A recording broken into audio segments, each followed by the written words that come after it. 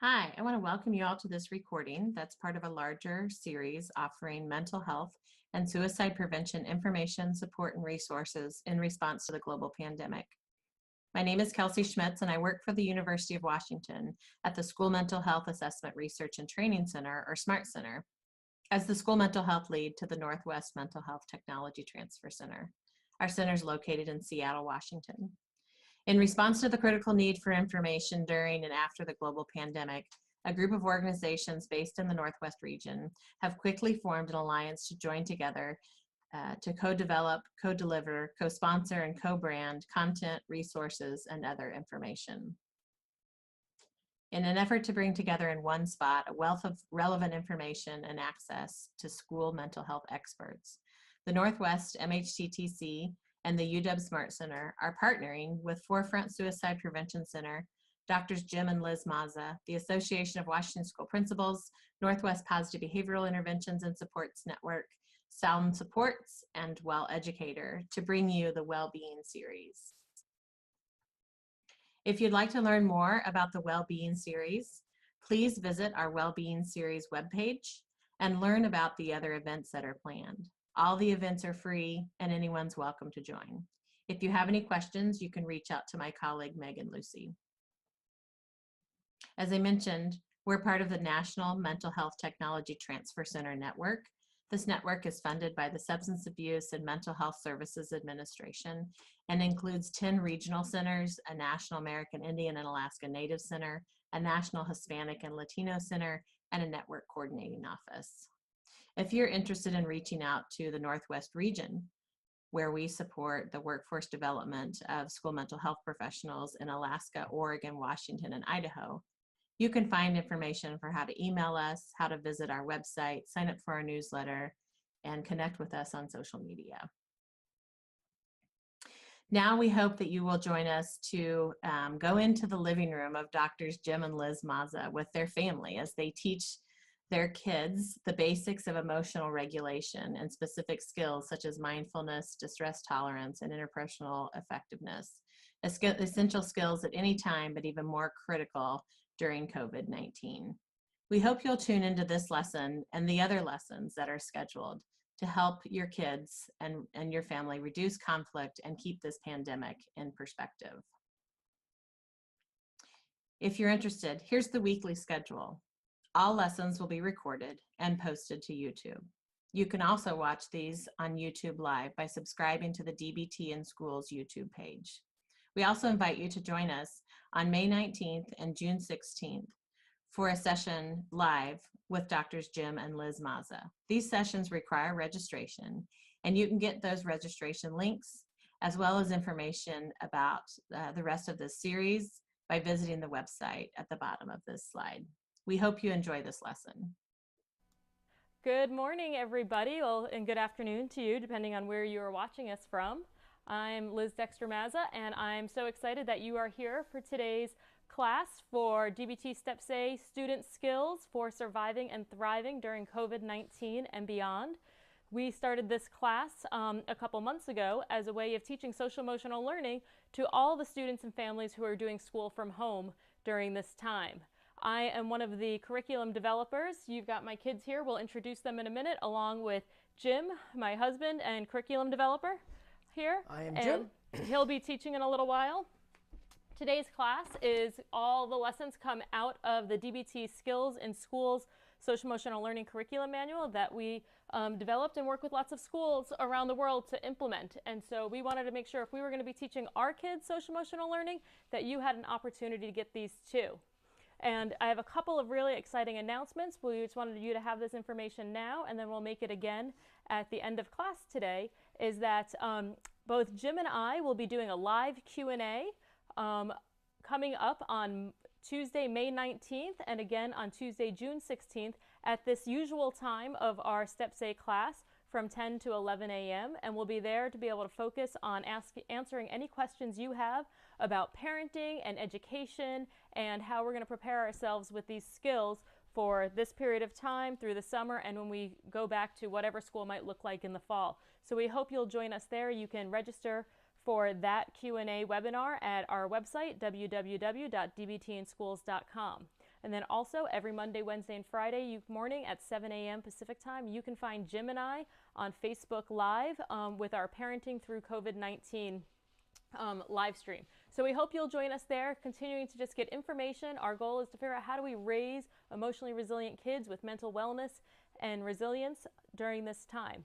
So thank you for joining us. One other thing really excited about the webinars is that they are co-hosted with us and 2 other organizations, through Forefront and Suicide Prevention out of the University of Washington, and the Northwest Mental Health Technology Transfer Center, also out of the University of Washington. So please come and join us and ask all your questions.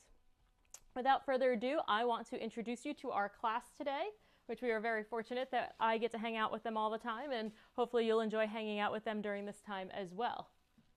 I'm Ashton, I'm 12 and I'm in 6th grade. I'm Grace, I'm 8 and I'm in 2nd grade. My name is Jackson, I am 13 and I am in 7th grade. Fantastic, great. And who do we have? Anybody chime in on who we have with us at home today watching? Nothing yet. Okay, great. So all of our classes, we start off with a mindfulness lesson where we practice the mindfulness skills that are core to all of the skills that we use. And today we're going to do an exercise that we're going to focus on observing sensations and noticing our urges to move without acting on them. We're also going to, as we do this, that's the primary mindfulness skill we're practicing. We're also going to practice participating, going all in the moment without judgment, right? So noticing if any judgments go into your mind, thinking maybe this is stupid, or I don't want to do this, or I look silly. I want you to notice that urge and not act on it. And then keep doing the activity. So what we're going to do, and I want you guys to all do this at home with us also, is we are going to practice. We're going to start out for about 30 seconds or so, moving our bodies really fast. You're just going to wave your arms, move your legs, move them all around. And then I'm going to say, and freeze. And in that moment of freeze, wherever your body is, make sure you've got 2 feet on the ground during it so you don't have to stand up like this, right? In that moment of freeze, I want you just to notice and watch the sensations that occur throughout your body, in your arms, into your fingertips, your legs. And you might have some urges to move. And I want you to not move. I want you to just notice and follow the sensations. Watch them. And then I'm going to have us start again and do it one more time. And then we'll stop and notice again on that. Right? And so we're practicing observing the sensations and not acting on the urges to move during the freeze points. Do you guys have any questions on that? All right, you ready to go all in? Oh, come on. Are you ready to go all in? Yeah! Thank you. Are you guys ready to go all in and participate? Yes. Okay, stand up. Can I join? Yes, absolutely. All right. Okay, you just got to not be right in front of the camera. There All we go. All right, so ready? Get yourself in kind of mindfulness, wide awake. All right, and when I say go, we're going to just move our bodies until I say stop, and then we're going to freeze, and then watch that, and then we'll go again. Okay. Are you ready? Mm-hmm. And begin.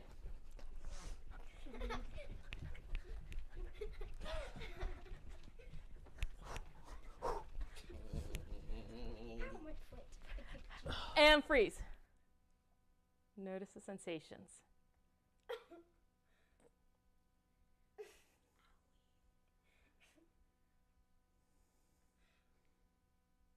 And go again. Oh my god. Move, move, move.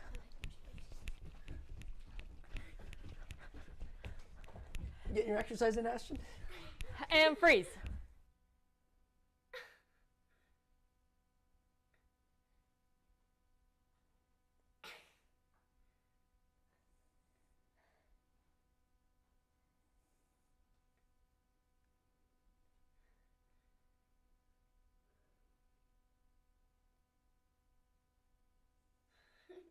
And stop.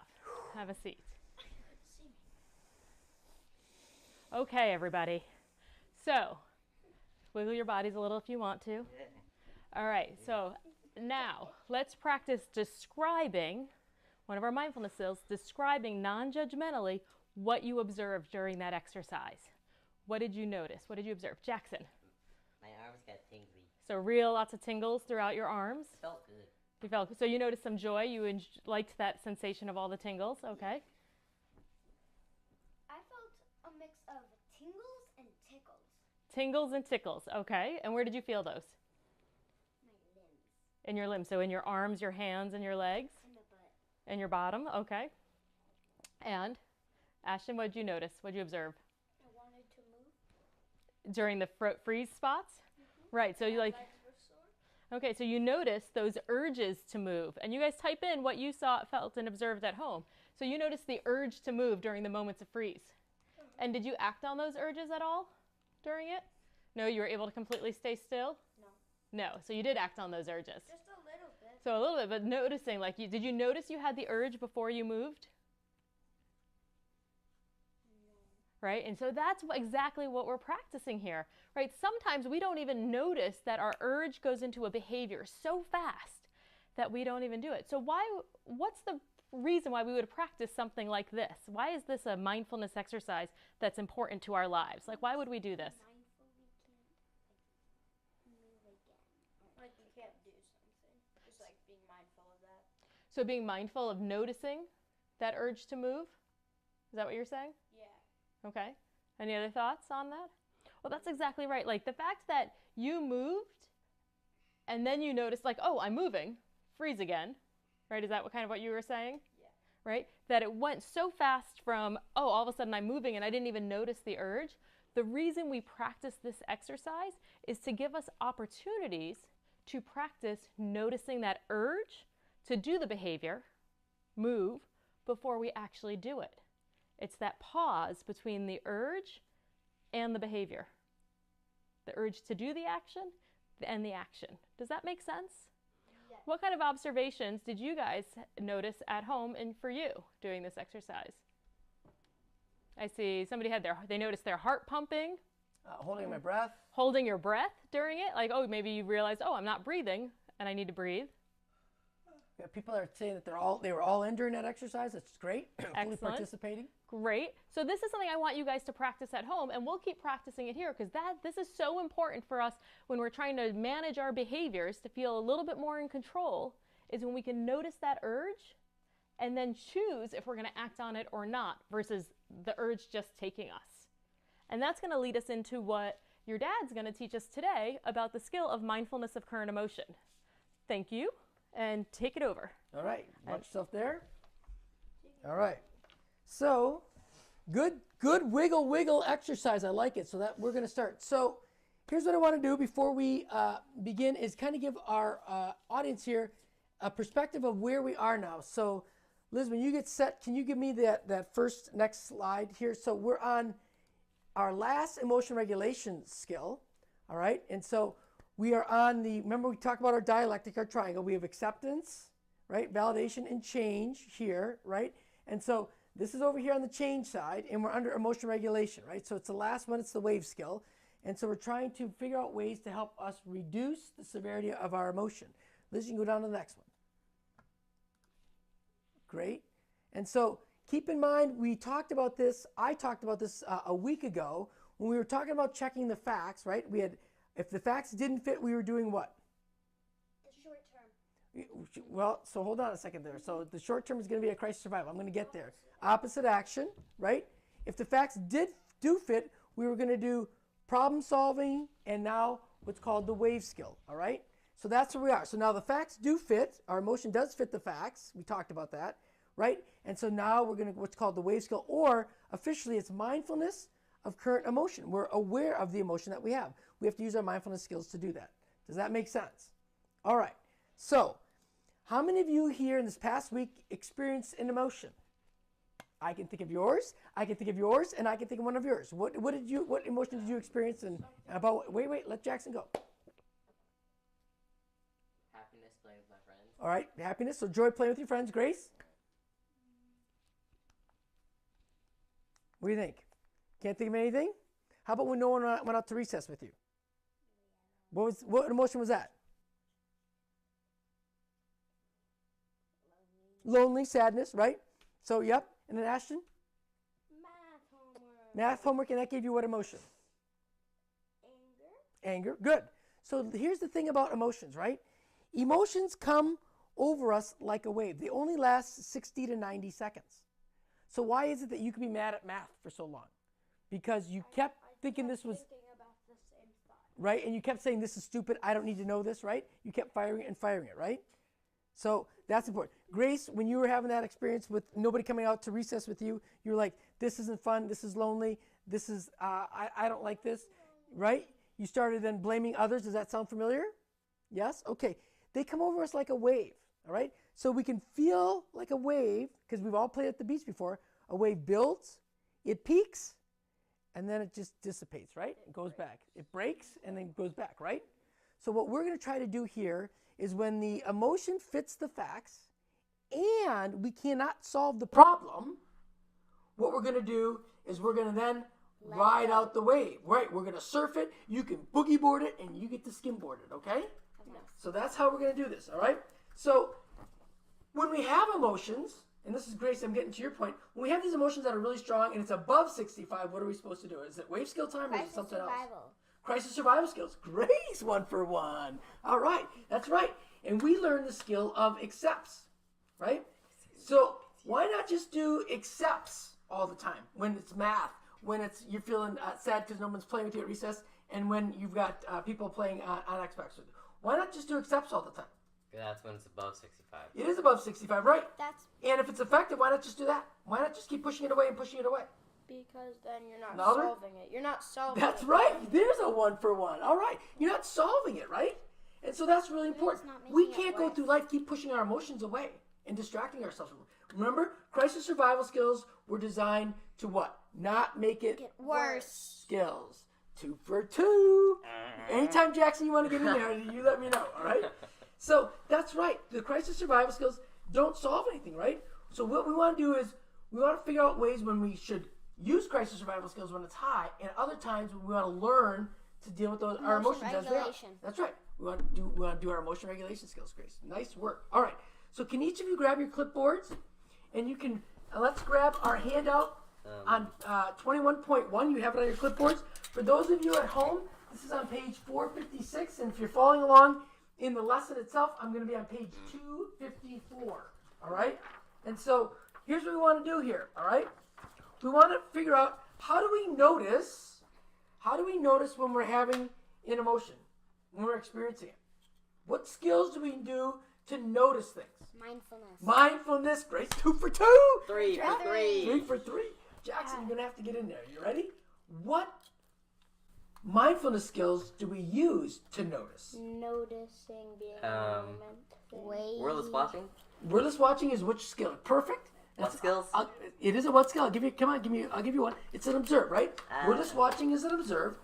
And then when we put words to it, it's called Describing. Observation. describing. Nice work. All right. Observing. That's okay. Good. I like it, right? So those are our observations of what our bodies are doing, right? So that's great. So here's the thing. When we have an emotion and we're observing and then we describe it, what are we going to observe about that emotion? What kind of things happen when we're in this emotion? And Ashley, I'm going to turn to you because it just happened recently because you worked really hard on your math and it was a struggle, right? And it was all wrong. Well, it was difficult, right? So I won't say that it was all wrong, right? So here's what kind of things were happening in your body? What did you notice?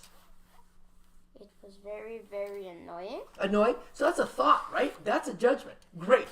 That is 3 for 3. All right.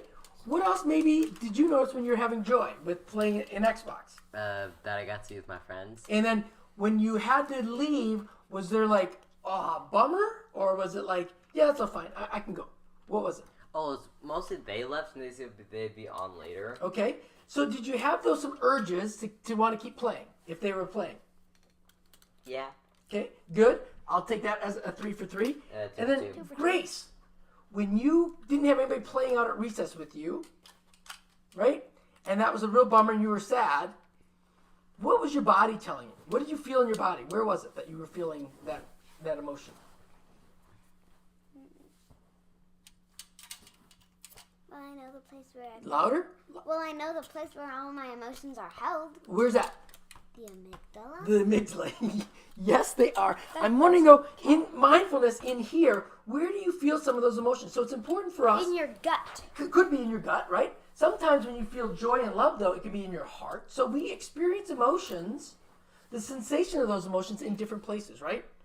Why is it that we tend to want to get rid of our emotions or push them away? What are you thinking there? They can make stuff worse. Say that again, Jack. Hold on, Ashton. They can make stuff worse. They can make stuff worse. Yeah, we can make things worse a lot, right? You can. What is that?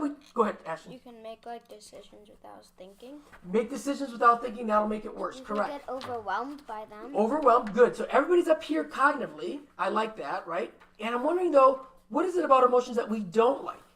Is it the thoughts or is it actually it's the action? feeling. It is the feelings. Ashton heating up. All right. So, and Jackson, you're right that we have those emotions give us action urges, and we're going to talk about that, right? And so that's important. So, Liz, if you can go to the next slide for me. Yep, next one. There. We have this inside the body experience, right? So the idea that we have these sensations, that's what we're talking about, right? That they give us an urge inside the body to do something. For Ashton, for you, it was like, I want to get rid of this anger and frustration about doing math, right? Because you could push it away, right? Just want to get rid of math. Grace, you had urges to cry and be upset, right? And blame somebody for not playing with you. And Jackson, you had this urge to want to keep playing and keep playing, right? That's why sometimes it's really hard to get off some of these video games, because the urge and the emotion is, I want to keep playing, right? We can have those urges and not act upon them, right?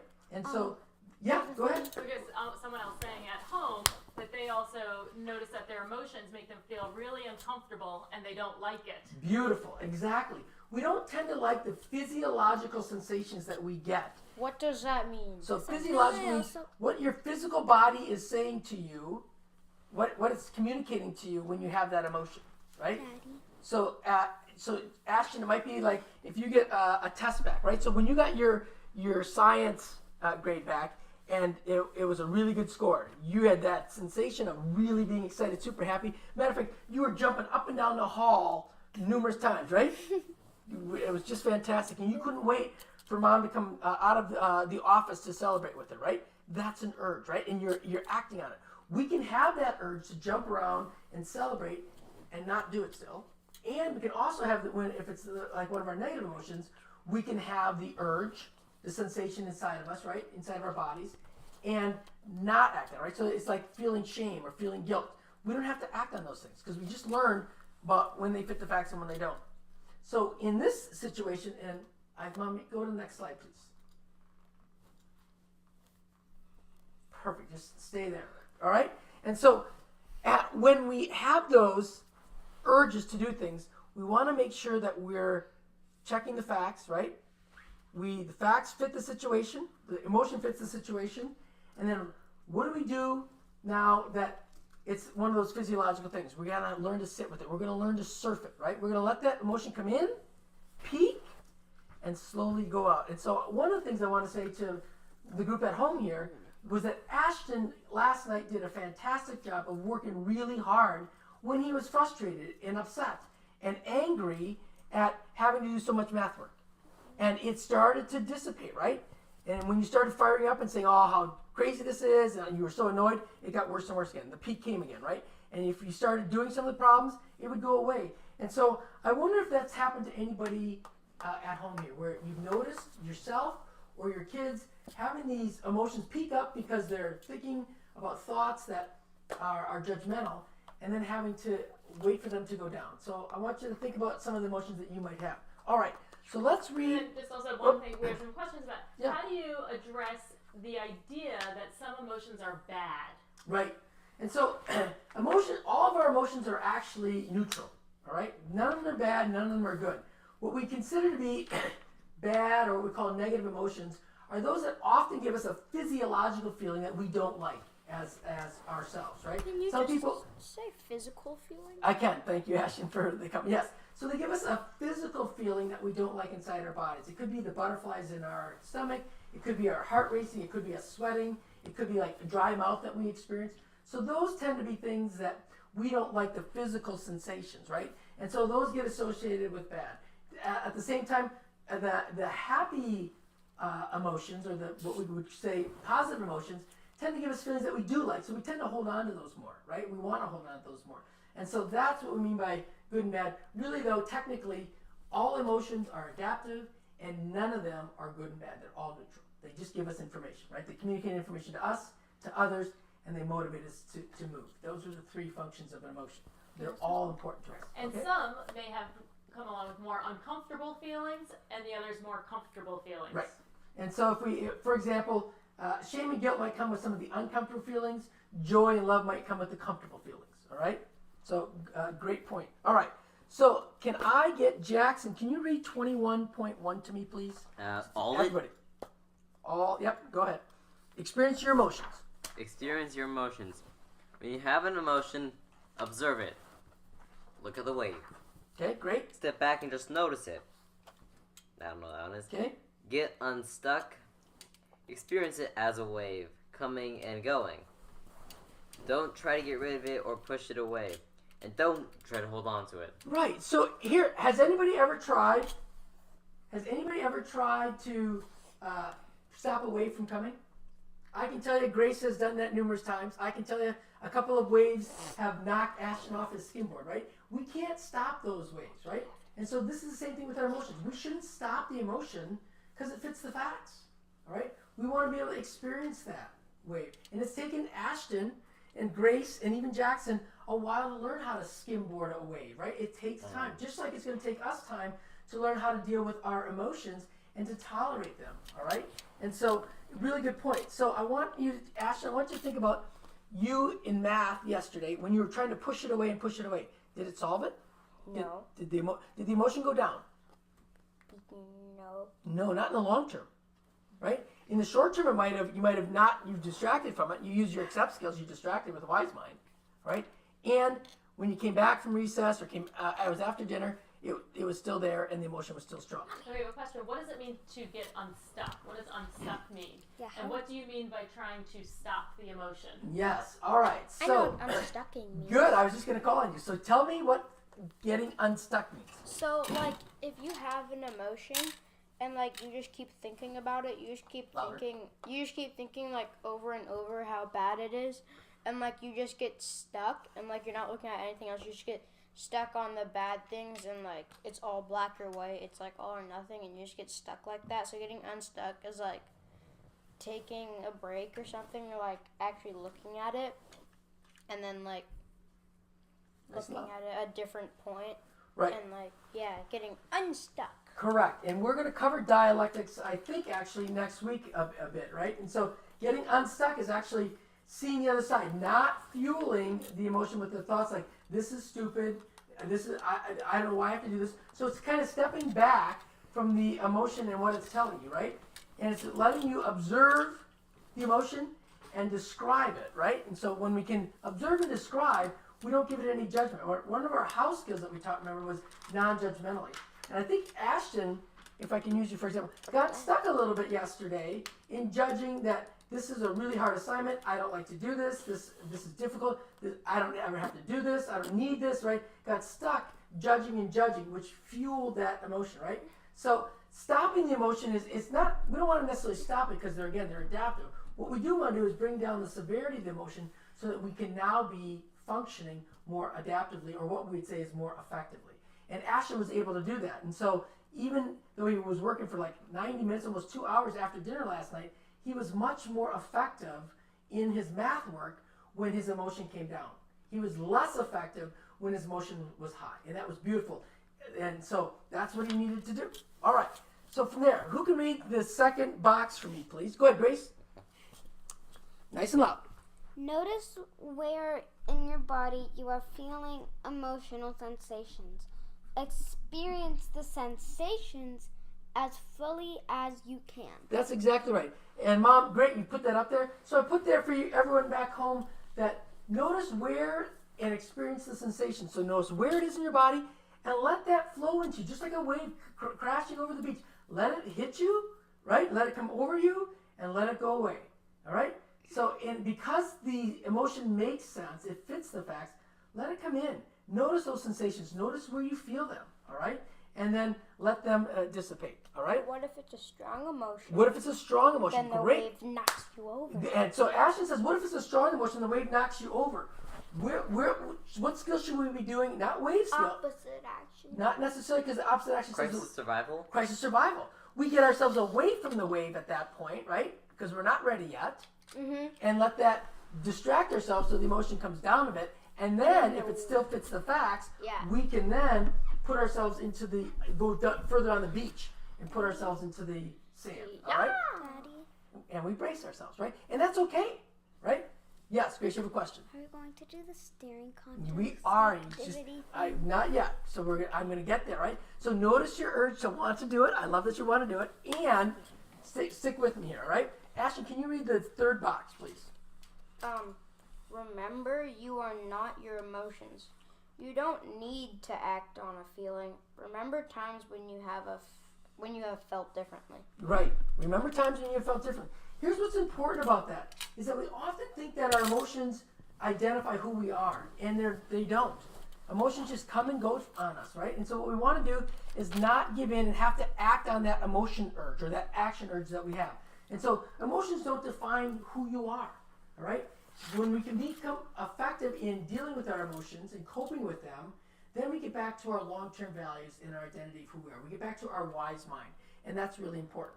All right, Jackson, I'll let you read the fourth box. Don't judge your emotions.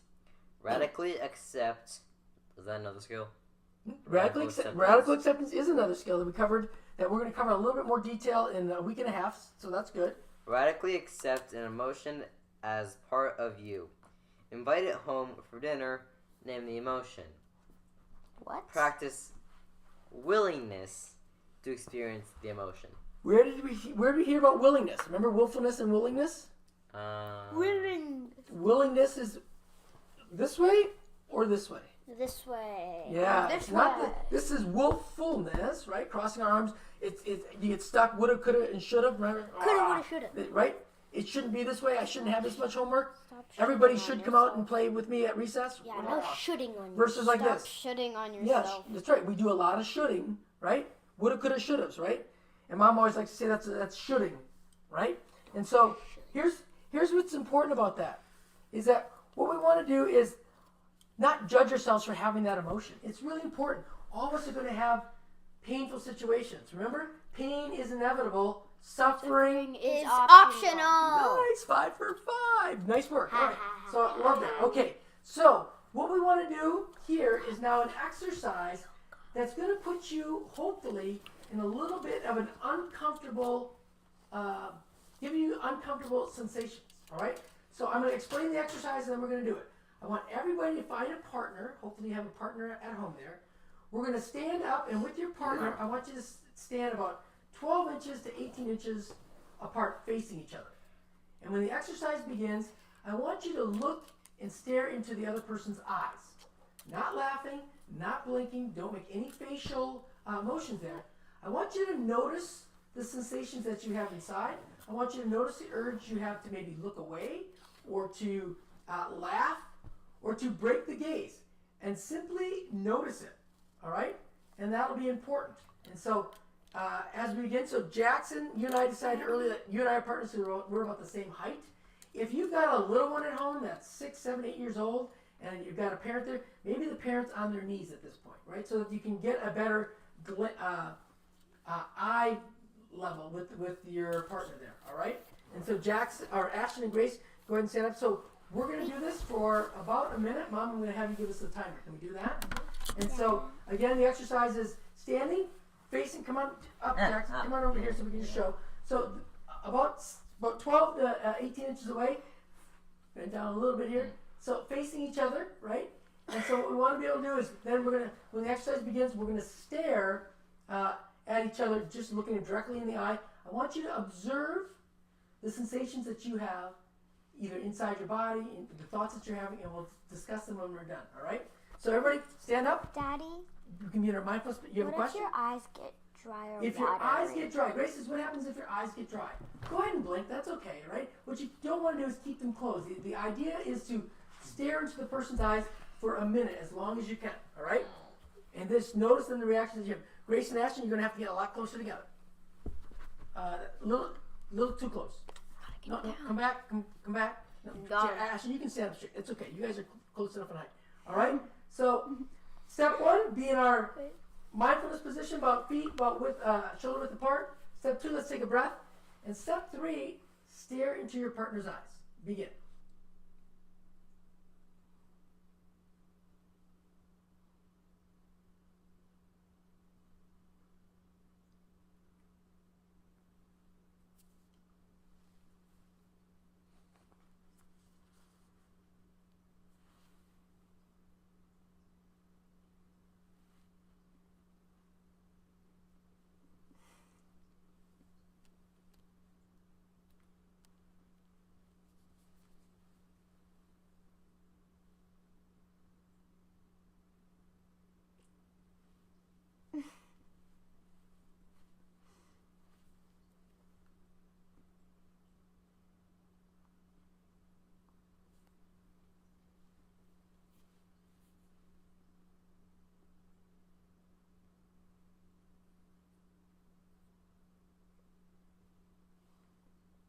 And stop. And stop. Great. Have a seat. Good, you guys. All right. So, hey, folks, tell us at home in the chat bar what that was like for you. What did you observe? What were the sensations that you observed? And I'm going to talk to my class here, my kids, and see what they noticed as well. All right? So, We got someone trying to make funny faces. yeah. Yeah. So, and I don't know, did Ashton make any funny faces this time? Yes, he made so many funny. No, Yes. I didn't. So, Yes, he did. so notice that urge, right? And Ashton, He also made me laugh. notice I heard you laugh a couple times, right? And I know that you were trying to hold it because I could hear you breathing. So Grace laughed a couple times if you didn't hear her, right? And so, Ashton, what did you notice that your body was telling you? Sit this way, bud. Thanks. It's just very, very boring. So you thought it was boring? Okay. Very, very What did you notice about was staring into Grace's face? Anything? She never kept a straight face the whole time. She was always like, So you noticed that. That's good. That's okay. Non-judgmentally, right? We don't have to be judgmental. So Grace couldn't keep a straight face. That was hard for her. I heard Grace laugh. Grace, what did you know about Ashton? What did you notice about his A face? little bit. No. Well, when I was watching him, it's a little bit creepy. A little bit creepy? Yeah, Okay. just looking into someone's eyes. All right. Jackson, what did you notice? turning into That stone. it was challenging not to smile. Challenging not to smile? Yep. All right. I agree. I was impressed that you were very stoic. You were like, I am not going to smile, even when Grace started laughing. So I thought that was really impressive. I noticed my desire to kind of look away, right? I kind of like, okay, I've held Jackson's eyes long enough. You guys, And so, Grace your kept gaze going, was changing from eye to eye. yes, you're right. I went from eye to eye. Did anybody Grace else? kept going like this. Did anybody else change from eye to eye at home? All right. So we can, hopefully that gave you a sensation in your body of like, oh my gosh, I want to get some distance because you're in my personal space, and to notice that urge, and it'll go away. If we could have done that for 3 minutes, the urge to look away would have gone down, right? So that's that wave that we're talking about. All right. So the final thing that we want to do is think about things in our COVID-19 environment right now, and folks at home, all right, I want you to put in the chat bar and help us out, is that I put up some of the emotions that we've covered in opposite action up on the board here, all right?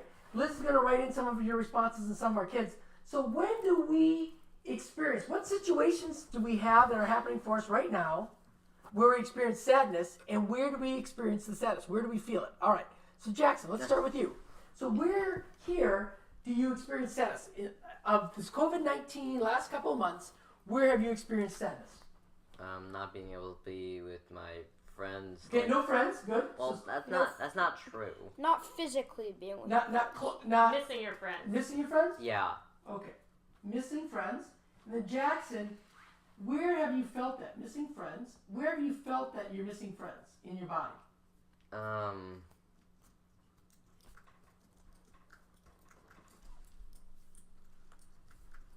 Where would that sensation be?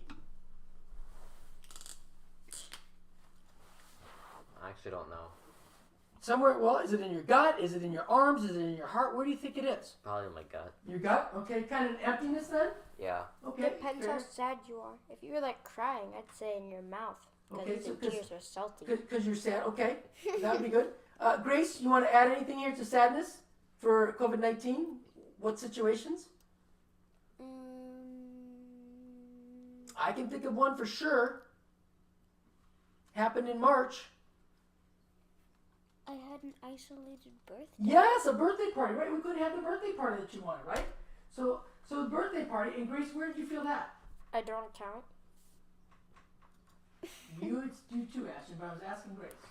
We had both Grace and Ashton had birthdays during COVID so far, and so did Dad, for that matter. So, where did you feel it? So missing friends, somebody else has said, makes them feel sad, and they're not sure how to notice it in their body. Right. Maybe it's just an emptiness, right? Yeah. Okay. I don't Emptiness. know how to notice it. Okay. Sometimes, and we're working on that, right? So that's kind of our observe and describe. We're observing that there's an emptiness that's there. Emptiness. All right. Let's go to joy. What things have happened during COVID-19 where we experienced joy? More family time. So family time. Okay, great. Family time. And then Ashton, where in your body are you noticing that joy feeling for family time? In my heart. Okay, great. Heart. Jackson, you wanted to add something. That I get to talk to my friends more online. Okay, so online communication. Mm-hmm. I'm gonna Either go. through text, Xbox party, game chats, or over FaceTime. Great. So where do you notice that though in your body?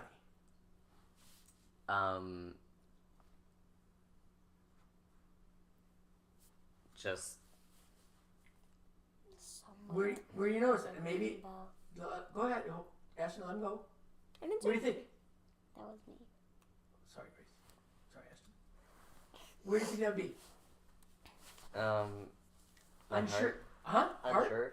Not sure. I'm not And sure. so again, maybe we need just some work on where that is, right? So that might be just more developing of our mindfulness exercise, our mindfulness skills, right? Observing where that is, being more aware of it, and trying to figure out where you feel that. Okay, what have we heard from back home? Yeah. What do we have? Well, during that exercise, we have several people who noticed that they experienced connection and felt love in their heart when connecting through eye contact. Yes. So we can ask also, like, that joy, and for both joy and love, where did you notice that in your body during that exercise, for Right. those of you who experienced that? Right. And so one of the things that I wanted to tell you is that we have, and if you could flip back to me here, that'd be, is that when I do this exercise at the university, we have them do this, I have 300 students who are strangers to each other.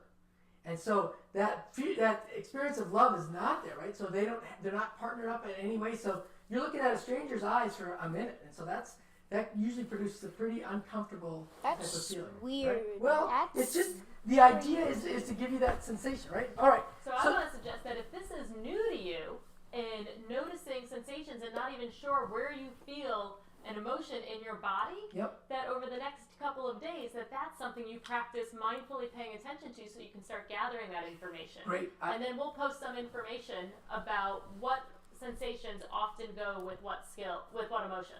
What sensations go? Okay. Right. Okay. Great. All right. Let's just do two more, and then we'll call it good. All right. So anger. Somebody wasn't happy with math. I do remember that. All right. I wonder who that was. So, Ashton. So you want me to put homework down, math? What do you want? Which one do you want? Homework. Okay. Homework. And Ashton, where do you feel the sensation of the anger? Where do you feel it? In my arm. Your arms get tense? Is that where it is? Yeah, and then I want to throw the pencil or break the pencil or do anything with that pencil. All right. So Anything your arms, to get your arms going. hold some of that anger. Okay. Yeah. Others of you being angry? No. All right. I put the wrong color there. Okay. No. So let's go with love here then. Grace, let's go to you for love. What have you experienced during COVID that gives you the emotion of love?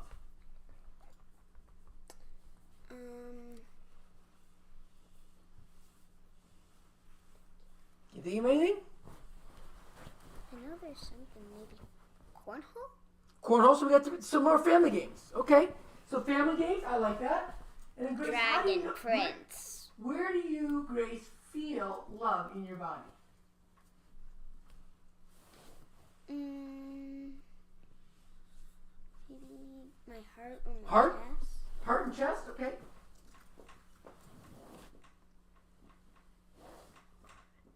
And chest. All right. And so one thing, if I can make a comment that I think is important to notice, is that we can feel similar sensations for two different emotions. So we feel it in our heart for joy, and we can feel love in our heart area. And so sometimes it's just dialing in on where the sensation in your body is, and then going deeper into the model of emotions to our thoughts and our behaviors to figure out even more so what emotion I don't we're really having. pay attention to where it is. You don't pay attention, so that's something that we can work on, right? And so it might be kids that don't pay attention as well. So great. For the sake of time, I'm gonna move us down to the next slide. So thank you for participating. Appreciate it. And if you want to do that exercise at home and continue with the rest of the emotions there, that is fine. Why I'm bringing this up is because this is the last skill in emotion regulation. And hopefully you can see Liz circling the sensations or urges that the red asterisk is by the wave scale. This is where we were. Inside the body. People cannot see our behavior because we haven't given into the action urge yet. And the idea behind the wave skill is to, maybe if the facts fit, is to provide an opportunity just to experience that emotion without walking away, without yelling at somebody, without feeling the shame, right? And removing yourself. So that's where that skill is, all right? And so you can see here too in this diagram, we have the rest of the skills that we've learned so far in the model of emotion as well, where you can see opposite action over and outside the body. Liz covered the please skills and ABC, which are our vulnerability factors. We talked about problem solving. Mindfulness of current thought is down on the thoughts about the event. Mindfulness of current emotion, that's our wave skill, right? And then checking the facts and, crisis survival skill is the other one where we're trying to say, okay. It's above 65. Above 65, beautiful, Ashton. All right, with that, let's see if we can't do a little summary of what we have left. So here's what I hope that we covered today that you can take away, right? That when we have an emotion, one of the things, if we're below 65, is the first thing we do is, does it fit the facts, right? Does the emotion fit the facts? That's our first question. If it fits the facts and it's solvable, we should solve it. Yeah. If it fits the facts and it is not solvable, we go to wave skill, which is effective in helping us ride out that emotion urge without giving in. The wave skill helps us get unstuck, and that's really important, that we can not get stuck in the emotions and continue to have these thoughts that are feeding our frustrations. And then we want to make sure that we learn then to ride the wave, right? And so that'll be important so that we notice and experience. Just like you guys when you're boogie boarding or skimboarding, you're noticing that what that wave's doing and you're experiencing it, right? And so we want you to notice and experience those emotions without pushing them away. And that's such a key point. We don't want to push away those emotions because if we keep pushing it and pushing it away, is that effective in the long term? No, right? And so we don't want to do that, right? We don't want to avoid those emotions. And so be like a surfer, boogie boarder, or skimboarder. With that, thank you for being here. You guys can say goodbye. Bye. Bye. Make sure to subscribe. Make sure to subscribe, Ashton says. We appreciate your time. And Go skillfully, and we will see you on Thursday. Take care. remember the Q&A on the days. Okay. Last announcements again. Just we're having a Q&A May 19th and June 16th, 10 a.m. Seattle time or Pacific Daylight Time. And then we'd love to see you on Facebook Live Monday, Wednesdays, and Friday mornings at 7 a.m. Great to see you, and take care.